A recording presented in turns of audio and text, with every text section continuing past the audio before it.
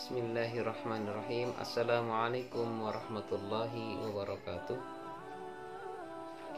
Innal hamdalillah nahmaduhu wa nasta'inuhu wa nastaghfiruh wa na'udzu billahi min syururi anfusina wa min sayyiati a'malina. Asyhadu an la ilaha illallah wahdahu la syarika lah wa asyhadu anna nabiyyana Muhammadan abduhu wa rasuluhu la nabiyya ba'dah. Rabbi zidni ilma warzuqni fahma. Rabbi zidni ilma warzuqna fahma. Kembali kita pada pembelajaran secara online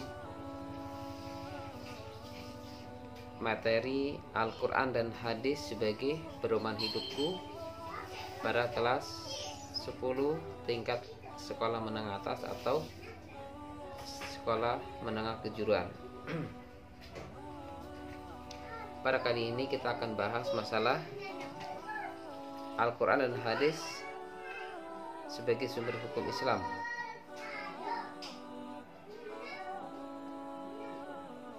Kedudukan hadis sebagai sumber hukum Islam dan kedudukan ijtihad sebagai sumber hukum Islam.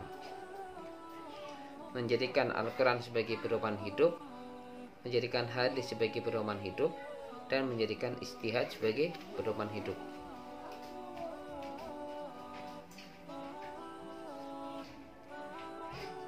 Al-Kisah terdapat seorang pengembara yang terbangun dari keadaan tidak sadar dan mendapati dirinya di tengah hutan.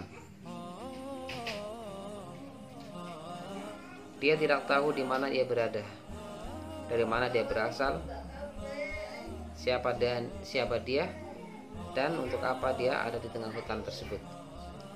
Namun yang dia tahu adalah bahwa dia berada di sebuah hutan belantara dikelilingi semak belukar, pepohonan, binatang liar, dan tanpa ada seorang manusia pun untuk tempat bertanya. Di sekitar tempat dirinya terbangun, tidak dia temukan apapun yang dapat mengingatkan dirinya asal usulnya dan kenapa dia ada di tempat itu.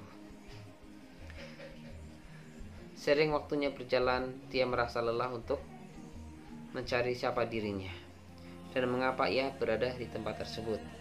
Akhirnya yang ia lakukan dalam keseharian hanyalah bertahan hidup tanpa tujuan dan arah yang pasti, hingga suatu ketika datang seorang yang mengaku berbagai utusan maharaja yang menerangkan jati dirinya melalui sebagai sebuah surat dari sang raja bahwa dia adalah seorang pangeran yang berasal dari suatu negeri. Diutus ke tempat ini untuk mencari harta karun. Buktinya adalah secari kertas kecil yang diselipkan di bajunya berisi catatan tentang siapa dia dan misi apa yang dia bawa di bawah hutan tersebut. Dari cerita tersebut dianalogikan dengan kehidupan kita sebagai manusia di muka bumi ini. Karena hidup di dunia bagikan seorang pengembara. Seandainya saja ada utusan yang membawa petunjuk, tentulah kita tidak akan tersesat dan kebingungan dalam mengarungi kehidupan ini. Sebagaimana mereka yang tidak beriman, seperti orang yang menjadikan dunia sebagai tujuan. Oleh karena itu bersyukurlah kita yang Allah Subhanahu wa taala anugerahi hidayah, petunjuk ya dari Nabi Muhammad SAW yang menyampaikan kabar gembira, memberikan peringatan dan menerangkan hakikat penciptaan kita di dunia. Bersama beliau diturunkanlah Al-Quran sebagai pedoman hidup. Ya, memahami Al-Quran dan hadis dan ijtihad sebagai sumber hukum Islam. Sebagai sumber hukum Islam, ya, suatu rujukan, landasan atau dasar yang utama dalam pengambilan hukum Islam. Hal tersebut menjadi pokok ajaran Islam sehingga segala sesuatu haruslah bersumber kepadanya. Hal tersebut menjadi pangkal dan tempat kembalinya segala sesuatu.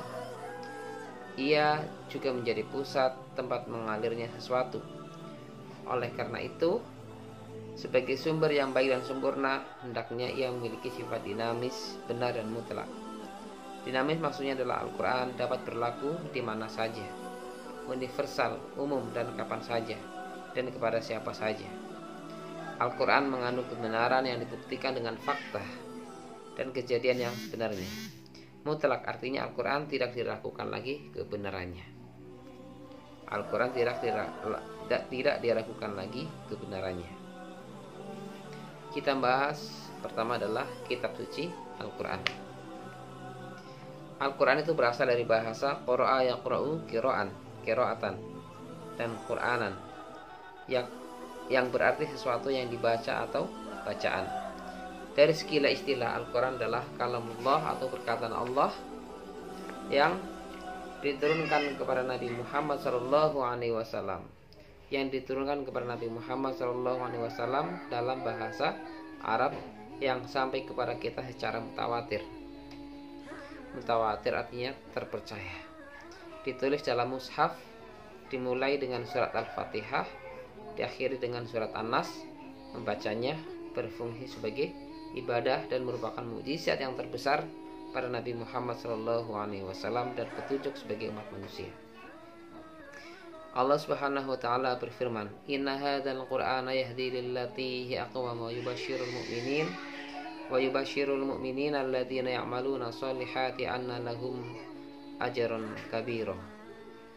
Sesungguhnya Al-Quran ini ialah memberi petunjuk ke jalan yang paling lurus dan memberi kabar gembira kepada orang mukmin yang mengerjakan kebaikan bahwa mereka akan mendapatkan pahala yang besar. Surat Al-Isra surat ke-17 ayat 9. Kedudukan Al-Quran sebagai sumber hukum Islam. Al-Quran sebagai sumber hukum Islam tentunya memiliki kedudukan yang sangat tinggi. Al-Quran merupakan sumber hukum yang utama dan pertama, sehingga semua persoalan harus merujuk dan kembali kepada ayat-ayat Al-Quran. Hal ini sesuai dengan firman Allah, A'udzubillahi minasyaitonirrajim. Ya ayyuhalladzina amanu ati'ullaha wa ati'ur rasul wa ulil amri minkum. Fa in tanaza'tum fi syai'in farudduhu ila Allah war rasul. In kuntum tu'minuna billahi wal yawmil akhir, dzalika khairu wa ahsanu ta'wila. Wahai orang-orang yang beriman, taatilah Allah dan taatilah Rasul dan ulil amri di antara kamu. Kemudian jika kamu berlainan pendapat tentang sesuatu, maka kembalikanlah ia kepada Allah, yakni Al-Quran, dan Rasulnya, yakni sunnah Nabi Muhammad SAW. Jika kamu beriman kepada Allah dan hari kemudian, yang demikian itu lebih baik utama bagimu dan lebih baik akibatnya. Surat An-Nisa ayat 59. Dalam ayat yang lain Allah Subhanahu wa taala mengatakan, Inna anzalna ilaikal kitaba bil haqqi litahkuma bainan nas bima arakallah wa la takunil khainina khasima. Sesungguhnya kami telah menurunkan Al-Quran kepadamu, wahai Muhammad, membawa kebenaran, agar engkau mengadili di antara manusia dan apa yang telah diajarkan Allah kepadamu. Dan janganlah engkau menjadi penentang orang-orang yang tidak bersalah karena membela orang yang berkhianat. Dalam sebuah hadis Rasulullah disebutkan Imam Bukhari dan Imam Muslim, Rasulullah bersabda, "Amma ba'du ayyuhan nas fa innama ana basyaru yushiku ayat ya Rasulu Rabbi fa ujiba wa ana tarikun fikum saqalaini awaluhuma kitabullahi fihi al-huda wa nur fahudhu bi kitabillahi wastamsiku bihi." Wahai manusia, bukankah aku sebagaimana manusia biasa yang diangkat menjadi rasul, dan saya tinggalkan bagi kalian semua ada dua perkara utama. Yang pertama adalah kitabullah dan yang kedua adalah sunnah Rasulullah. Sunnah, berpegang teguh kepada sunnah Nabi Shallallahu Alaihi Wasallam. Berdasarkan dua ayat dan hadis di atas, bahwa Al-Quran adalah kitab yang berisi sebagai petunjuk dan peringatan bagi orang-orang yang beriman. Al-Quran sumber dari segala sumber hukum, baik konteks kehidupan di dunia maupun di akhirat kelak. Namun demikian, hukum-hukum yang terdapat dalam kitab suci Al-Quran ada yang bersifat rinci dan sangat jelas maksudnya, dan ada yang masih bersifat umum dan masih perlu penjabaran. Di antara isi kandungan hukum Al-Quran secara umum adalah yang pertama bagian akidah, ya, atau keimanan. Yang kedua ibadah atau syariah. Kemudian yang berikutnya adalah bagian akhlak atau budi pekerti. Akidah, keyakinan yang kita miliki yang tertancap kuat dalam hati. Akidah terkait keimanan terhadap hal-hal yang gaib, pada Allah, malaikat-malaikatnya, ya, para nabinya, kitab-kitabnya, para nabinya, hari akhir, dan perkara yang baik ataupun yang buruk. Syariah atau ibadah, tentang tata cara ibadah baik kepada Allah ataupun hubungan sama manusia. Kemudian ibadah kepada Allah seperti sholat, puasa, zakat, dan ibadah fardu lainnya, dan begitu pula dengan ibadah-ibadah sunnah. Kemudian hukum muamalah yang berkaitan antara berhubungan berinteraksi dengan sesama manusia dan makhluk lainnya atau lingkungan hidup. Kemudian akhlak atau budi pekerti. Nah, inilah sebagian besar tentang isi pokok Al-Quran, yakni pertama adalah akidah atau keimanan, kemudian syariat atau ibadah, dan akhlak atau budi pekerti. Saya kira pembahasan sumber hukum Islam yang pertama, yakni kitab suci Al-Quran sebagai sumber hukum Islam yang pertama dan utama, itu secara ringkasnya ini yang bisa kami sampaikan. Silahkan kalian pelajari dan baca-baca buku yang terkait dengan pembelajaran hal ini. Bisa kalian download pada Play Store buku PAI kelas 10 tingkat SMA, ya, kurikulum 2013.